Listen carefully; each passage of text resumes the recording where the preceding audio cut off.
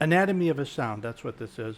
And I'm going to talk a little bit about a sound that I had on the in my live host on the laptop, and I'm going to talk about a sound that I was running. I use both of these a lot on my iPad. So first we'll look at the laptop one. And what I'm talking about, I'll show you. So in the first segment of my live stream, I had this sound going.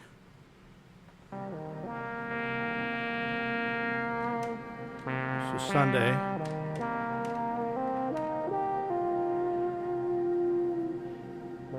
So there's like, at the layered sound, there's a lead, and then there's also a second layer that's going through a really long reverb, and then what it does is it kind of builds up a cloud as you're playing. So that was that. And this is what it looks like in my live host. I'm going to get a little closer if I can here.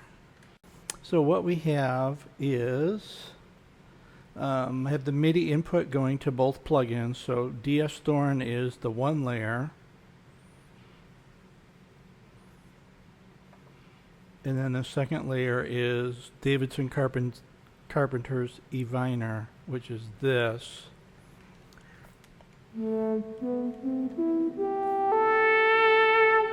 Now that has a different reverb on it that's not as long.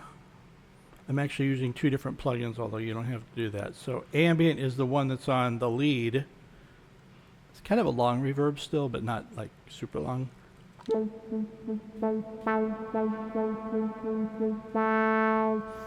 So that's Stone Voice's ambient. I love that reverb. It's really useful.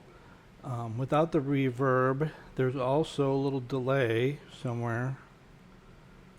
I don't think this is organized particularly well. It's kind of evolved over time, so I keep changing what's in here. So here's the delay.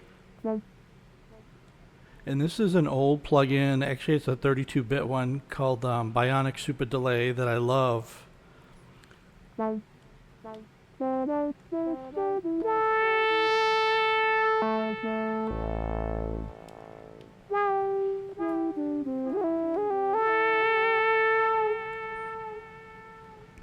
And I've been using that all the time. It's like my favorite delay because it also has a reverb and it has a filter that I don't use that much, but the filter, so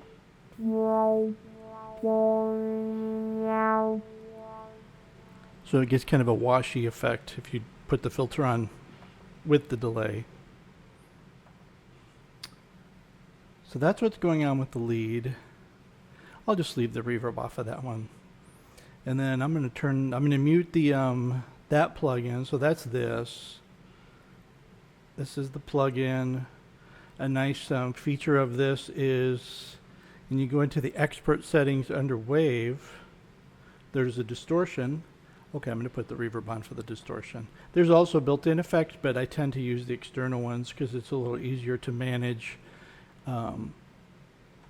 these patches. Okay, I like that. Here's without the distortion.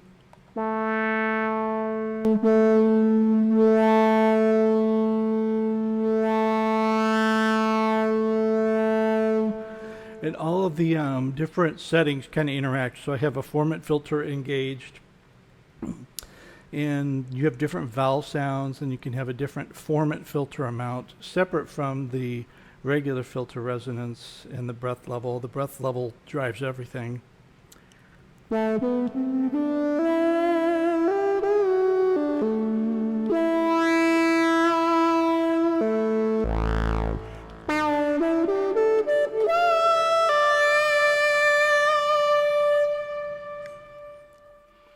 So there's a lot of mojo in the sound when you engage the distortion. It's basically with any of the synth plugins where you can do this kind of feature. My voice is a little echoey. It's sort of like having multiple patches in one because you set it up where if you just click distortion, then you have a second sound. And that's really useful because, and you could even map a foot switch to that too. It's really useful because you know, in live performance, you want to be able to quickly jump to like a different, you know, sound quality without having to change instruments, and that works effective for that. So that's that. I haven't even gotten into the drone layer yet. The drone layer is not really that complicated. I think this is actually basically a modified preset. I probably mapped it for breath control. I'm sure it was the original preset is still in there. It says Nocturne, so that was what the sound was called. And let me turn off the long reverb for a second. And what that is, that's adding the sustain, is a reverb plugin I've been talking about called Hollow from Sine Vibes that I love, and it's real similar to the reverb section of the Oddity 3. That's how I discovered this. And I have it way up right now. It's like 96%. So I'll turn off Hollow. And then there goes the sustain. It's gone. I don't know if I have any other effects on this, so we'll see. And this one has also built-in effects too. And I actually have some of them on. So there's a distortion, there's a chorus.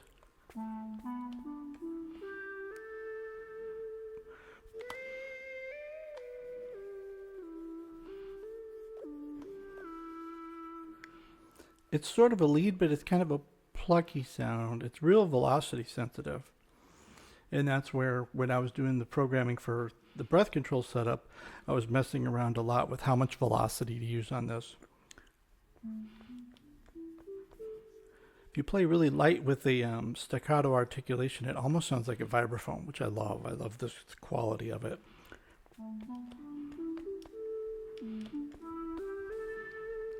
And then if you blow, then that adds the sustain to the body of the note. So kind of the original idea I had before I was messing around with that other reverb was this.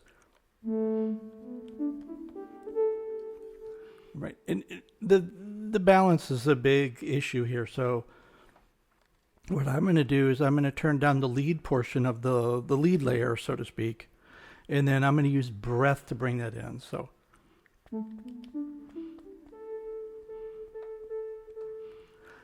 in other words, what I want to be able to do is if you play really light, almost all the sound is the DS Thorn.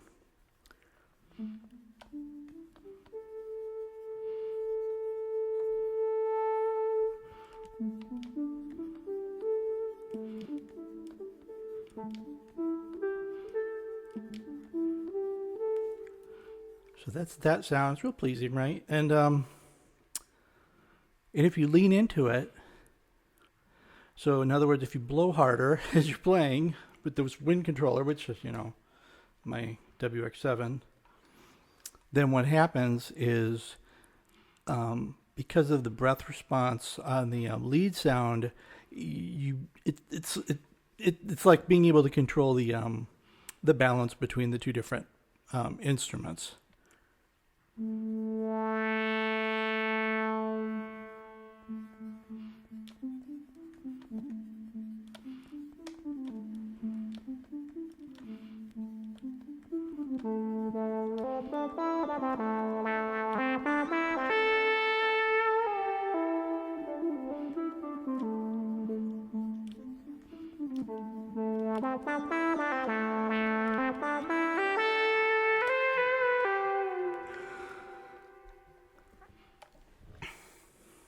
So that's what that sounds like.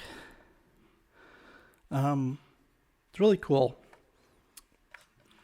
And it's a very useful kind of effect because you can use it on anything, because you can use it on anything where you would actually just play like a sawtooth lead, which is what the lead layer of the sound is. But then you have that little extra sparkle that's coming from the second plug-in, you know, which has the more bell-like effect. And then so Hollow was just muted. So now we're still hearing the sound ring from before, what I was just playing that.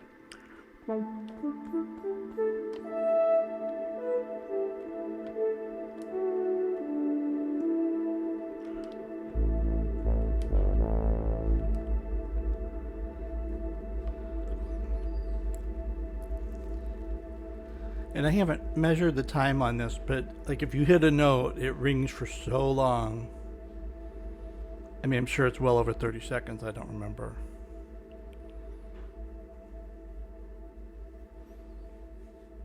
And I'm not using a sustain pedal or anything, which is a big part of why I came up with this idea, was being able to use the reverb kind of as a sustain pedal, but just naturally following the performance. Now it's starting to decay more. So, and then if you change the level, there's the cloud again. Now I have that mapped to a foot controller that I'm not going to use, but I have an expression pedal that I can adjust the level with. Because sometimes if you're playing more notes, you don't want as much of the cloud buildup because it gets overwhelming. I'll just leave it set up at higher, and I'll play some and you can hear what I'm talking about.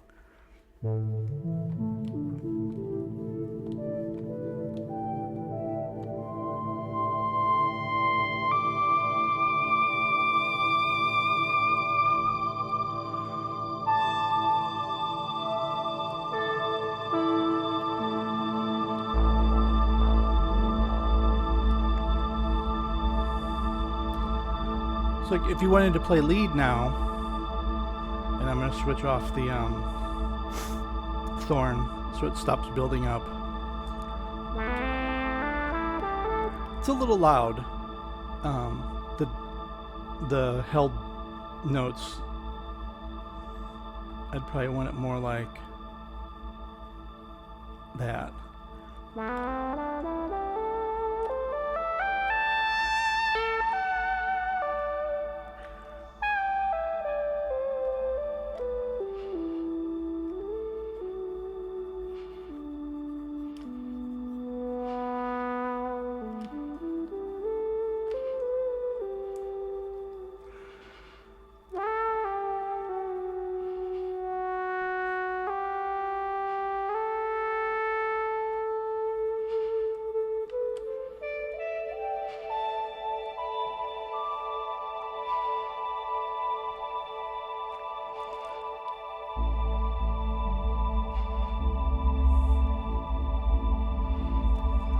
Yeah, and the bass notes do kind of reverberate heavy. But I sort of like that effect, but definitely have to watch how much low frequency you play. Now you could filter some of that out, but I'm kind of using it, to create drones, so I don't want to filter out the low frequency. I want to be able to